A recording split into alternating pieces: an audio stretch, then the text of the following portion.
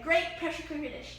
We will start off with the veggies: oyster mushrooms, portobello mushrooms, a mixture of baby potatoes, carrots, a yellow sweet Vidalia onion, Italian parsley, and baby bok choy.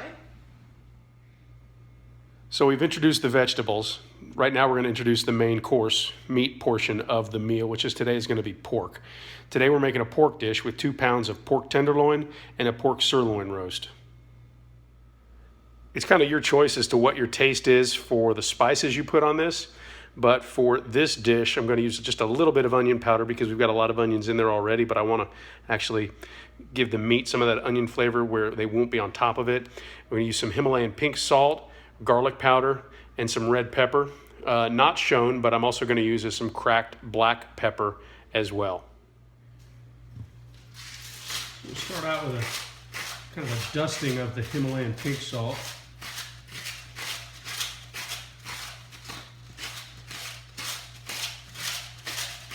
Everything to taste, really. Since this is going to actually flavor the whole dish, I'll put a lot on this because it's going to flavor the vegetables as well. So if I were just roasting this, I probably wouldn't nearly use this much. Some cracked black pepper. Nothing to go wrong with. And really, this is just whatever you like to taste. And this is what we cook with on a regular basis, so that's what we like. Can never have enough garlic, in my opinion. So I'm going to coat this bugger so I can't see it anymore in garlic.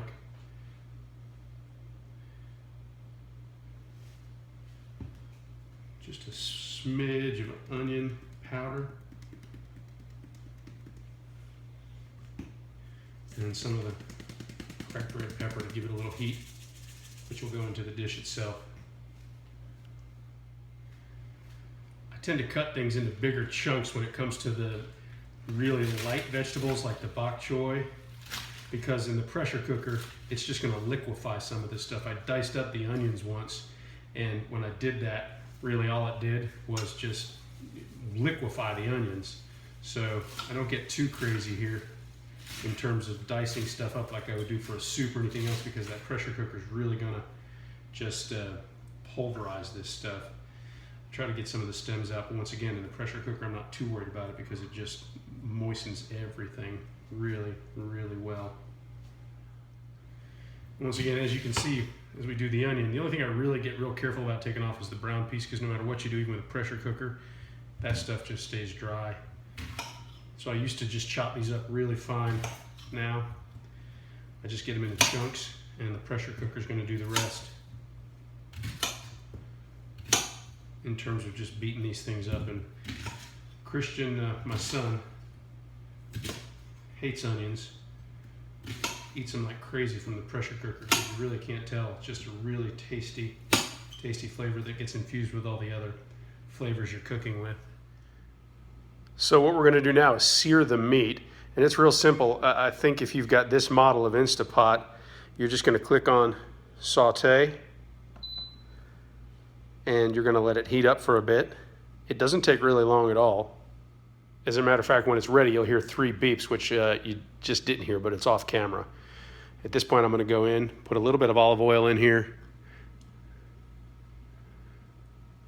You know, they say sauteing all the meat and browning it. The problem is it's a boat out in the middle of this dish. So in the very center, everything really starts to go off to the sides here in terms of the oil. So if you just put a little bit in, it's not going to cover everything. So I put in a little bit more than necessary. Let it sit for a minute, and then we'll add the meat in just a second to brown.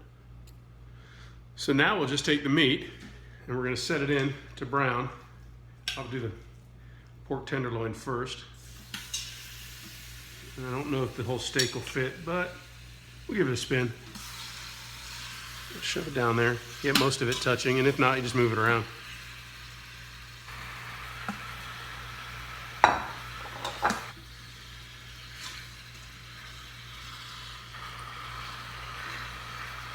While I'm doing that, I'll take an opportunity to hit it with a little more olive oil on top, getting it ready.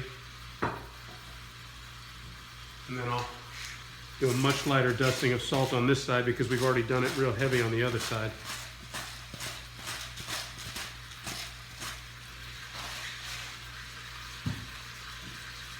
More black pepper.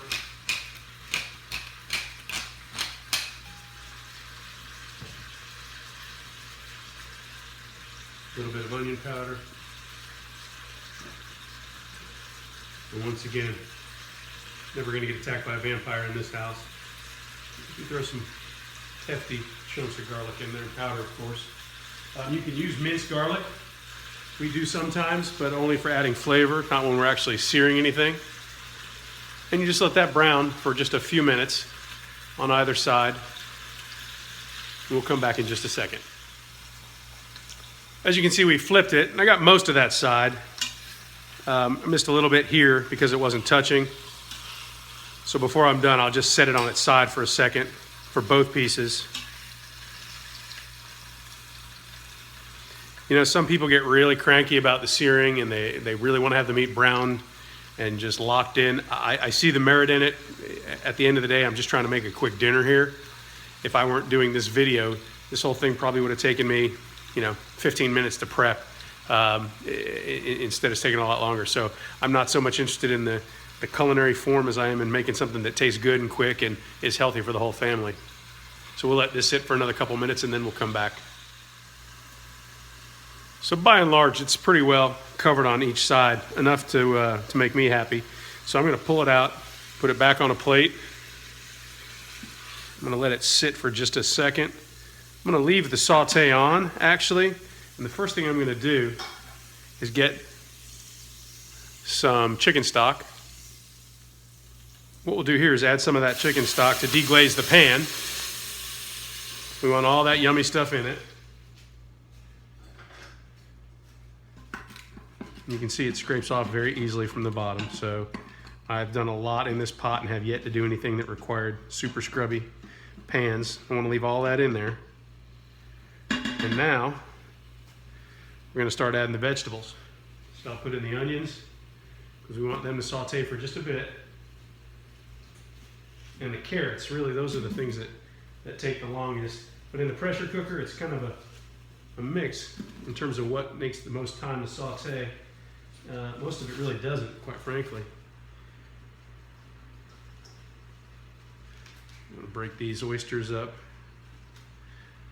Though I'm the one that eats them mainly, so I don't break them up too much so I can find them.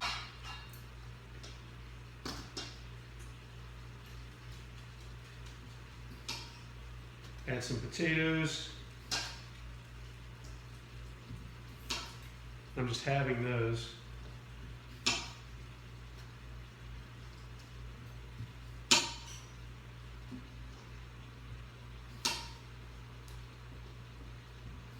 Future videos, we need to make a point to remember prep work ahead of time so we don't have to do this. Throw that in, and then just add portobellos and the carrots. So there's a lot in there. Probably a little bit more than I normally would put in. Matter of fact, a lot more. So I may just fire up, and I'm just going to pour a little bit more. And there's lots of recipes that teach you what to do in here. At the end of the day, you don't need a lot of fluids. You just want enough to keep it not from getting dry. And then just mix it up and start to let it do its thing. But I'm going to let those saute down a bit in here so we can get a little room.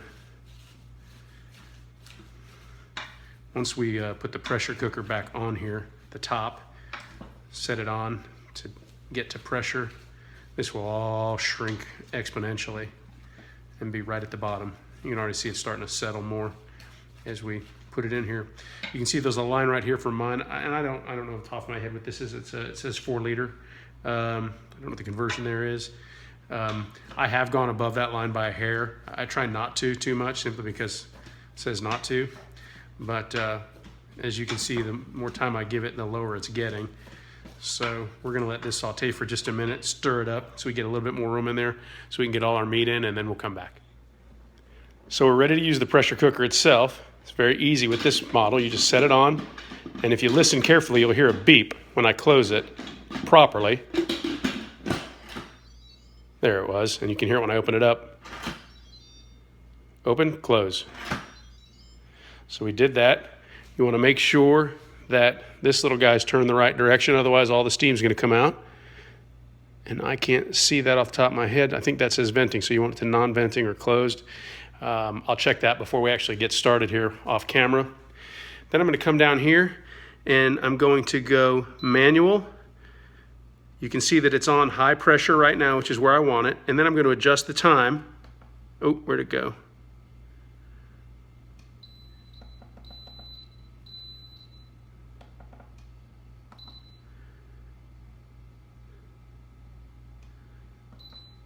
Here we go. I'm going to set this for 25 minutes, which is what the recipe called for. And I err on the conservative side for the timing. And I just Googled a recipe for pork loin, tenderloin, and you can see now it's getting ready to go. It's on, it's locked, and it will now bring itself up to full pressure, at which point it'll tell me that. Note that I have it on the high pressure, not the low pressure, which is if I hit the button again for pressure, it would have changed that. And then you just wait. Here you can see, just to double check, you've got venting, which is what you're going to do to release the pressure. And then over here is when you have it closed. So this direction is where it's headed. Right now, the right direction, you'll see that that little popper's down. Until that comes up, it will actually, it's very difficult, if even impossible, to get this thing up. I've never been able to try, never even tried really, but you can't open it until the pressure is released to some extent on this thing, so it's a pretty good safety feature. Okay, our timer's gone off at 25 minutes, so now as you can see down here, you've got the keep warm / cancel cycle. That'll go for about 10 minutes. I usually just go ahead and turn it off, or quite frankly, you can just unplug the thing. And I'm going to let it sit for a little bit. Depending on the recipe, it'll tell you whether to do an instant release of the steam or to let it do a timed release where it eventually just slowly lets itself out. In the one I looked up for this, it didn't specify, so I'll give it a few minutes, not long, and then I'll let the steam out myself. A couple of points to remember that I didn't mention is it will take some time once you set the timer for the steam pot to actually, or the pressure cooker rather, to get up to pressure. So depending on what's in it will alter that timing. For this dish, it took around 12 or 13 minutes before it got up to pressure, and then the 25 minutes starts. So it's not 25 minutes from the time you hit the button, it's 25 minutes from the time it actually starts its pressurization, and that's what we're waiting for. So, you know, I think what I'm going to do is I'm going to go ahead and just let the steam out on this one too. So you come over here, and you want to be real careful with this. It's just a magnet float. So I'm just going to move it over here, and you can see it's doing its thing.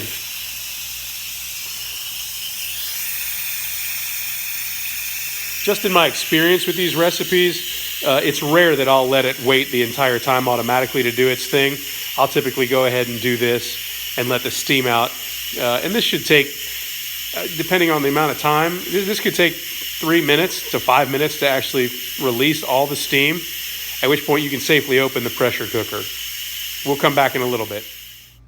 Okay, so at this point, it's pretty much done spewing, and you can see over here, that is now depressed. It's now recessed rather down back in to the hole there. So it should be safe to open, and it's actually pretty darn difficult on this model to open this thing. That's real easy right there. That would be almost impossible while that thing was still doing its thing. So you want to make sure you open it up and always kind of point it away so the steam goes out the opposite direction. You can take a look in there. That bad boy's looking really, really nice, and you can see everything's reduced quite nicely. There's a ton more liquid in there than when we put it in, and this is actually just ready to come right out. Normally it'll just fall right off the fork. This looks to be a little bit tougher than normal. And let's see how, yeah, the pork tenderloin's just, see if it's starting to crack as I just pull it off.